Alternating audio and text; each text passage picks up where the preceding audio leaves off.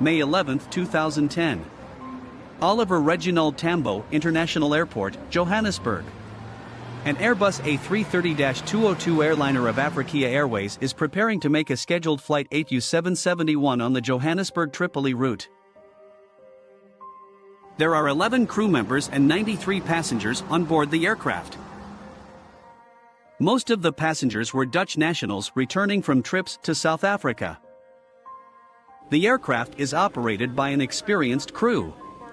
Captain, 57-year-old Youssef Bashir Al-Sadi. A very experienced pilot, he has flown 17,016 hours, 516 of them with an Airbus A330. Co-pilot, 42-year-old Tariq Musa Al-Jawadi, with a total flight time of 4,216 hours.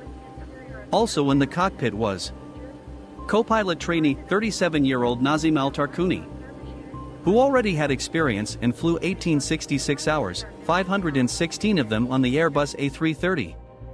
On May 11 at 1945 Universal Time Coordinated Flight 8U771 took off from Johannesburg and headed for Tripoli. The airliner reached an altitude of 40,000 feet, the entire flight passed without deviations under the control of the autopilot, and no problems were identified by the crew. May 12 at 3:29 the aircraft was identified by the Tripoli Air Traffic Control Center. Africa 771, I see you on the radar. Proceed to the Tripoli radio beacon, then descend 3,937 feet, landing on runway 9. Understood you. We follow to the Tripoli radio beacon. We descend 3937, landing on runway 9 Africa 771. Report the weather. Africa 771, calm wind, visibility 3 miles, clear sky, temperature 19 degrees, dew point 17 degrees Celsius, pressure 1008 HPA. The information was received by Africa 771. Permission to descend 8858, Africa 771. At 5:58, the crew contacted the tower controller and received clearance to descend to 3,937 feet and clearance to land on runway 09 according to the pattern. On the way to the Tripoli radio beacon, the crew discussed how they would approach the runway. When the landing pattern was selected, the co-pilot immediately activated the procedure in the flight computer, or in aviation language CDU, and immediately began to perform the descent. The co-pilot, in a hurry, makes a mistake and starts descending the plane too early to the Tripoli radio beacon, where the last stage of the landing approach should begin. But other pilots do not notice the errors of the co-pilot. At 0600, Flight 771 passed the Tripoli radio beacon at 984 feet, 196 feet below the prescribed altitude. When the flight approached the decision altitude of 656 feet, to the question of the co-pilot evaluation, the captain replied that the approach was continuing.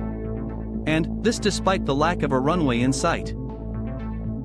When already at an altitude of 492 feet, the GPWS signal "too low terrain" is triggered, indicating too low an altitude. Terrain. Pull up. The captain, realizing the critical situation, decides to stop the approach and go around. The autopilot was disabled and the engines switched to takeoff. The co-pilot raised his nose to 12.3 degrees while retracting the landing gear and flaps. Soon the airliner, due to a sharp rise, began to quickly lose altitude, after which the co-pilot reduced the pitch angle of the aircraft to 3.5 degrees. But the co-pilot, being under stress, focused on the speed of the aircraft, and not on its height. The go-around pitch attitude was not maintained and go-around instructions were not followed. At this time, the aircraft began to rapidly lose speed and altitude, and the co-pilot, with a sharp movement of the side stick, lowered his nose down. The captain then, without warning, took control of the aircraft using the priority button on the side stick and maintained the nose down position while the co-pilot simultaneously pulled the side stick towards himself. At 180 feet, both pilots were already pulling the controls back in an attempt to lift the plane, as they realized the ground was already too close. At 4:01, Flight 771 at an airspeed of 261 knots, approximately 3,937 feet from runway 09, crashed into the ground. Initially, it was reported that the crash claimed the lives of all 104 people on board, but then information appeared about the surviving boy, a citizen of the Netherlands. Soon, one survivor of the crash was confirmed: 9-year-old passenger Ruben van Assau, Dutch. Ruben van Assau, who was found among the wreckage and hospitalized with multiple fractures of both legs. His parents and brother did not survive. The Libyan Civil Aviation Authority, LYCAA, launched an investigation into the causes of the incident, together with representatives of the Airbus company and investigators from the French Bureau of Investigation and Civil Aviation Safety Analysis, BEA. The flight recorders were recovered and sent to Paris for analysis shortly after the accident. On February 28, 2013, the Libyan Civil Aviation Authority announced that they had determined that the crash was the fault of the crew. The landing approach took place in conditions of limited visibility due to thick fog. The crew turned off the autopilot and approached the landing in manual mode, but then decided to go around and turned on the autopilot again, but this decision was made by the pilots too late. During the approach, the pilots did not have a general plan of action, and the continuation of the approach below the minimum decision height occurred without obtaining visual contact with ground references. During the go-around, the pilots did not follow the instructions and simultaneously pulled the steering wheel in different directions. The crew did not control and did not follow the flight path.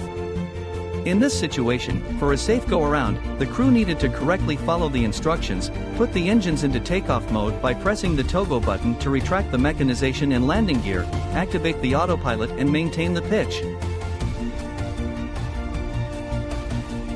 If the captain had correctly distributed the duties in the crew, this plane crash would never have happened.